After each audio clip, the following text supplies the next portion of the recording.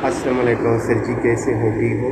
Sir जी, मेरा ये problem है, मेरे दाढ़ी पे बाल भी वाइट होगा और आईब्रो आईलैशेस भी वाइट होगा, हाथों पे बाल भी वाइट होगा।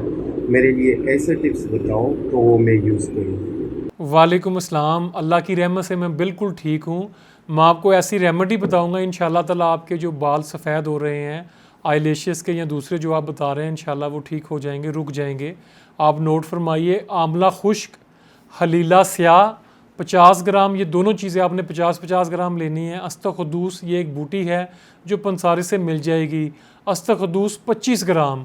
तीनों चीज़ों का पाउडर बनाएं। आप 50 ग्राम इसमें मगज़े बादाम अलहदा ग्राइंड कर लें। फिर इन तमाम चीज़ों को मिक्स कर लें और 1 टेबल स्पून दूध के साथ रोज़ाना खाएं सुबह नाश्ते के बाद। इससे इंशाल्लाह ताला बालों का सफ़ेद होना फ़ौरन रुक जाएगा। इस वीडियो को शेयर कीजिए ताकि दूसरे लोग भी जो इस मसाइल में मुब्तला हैं वो इससे निजात हासिल कर सकें। अपना ख्याल रखिए और मुझे दुआओं में ज़रूर याद रखिए। अल्लाह हाफ़िज़।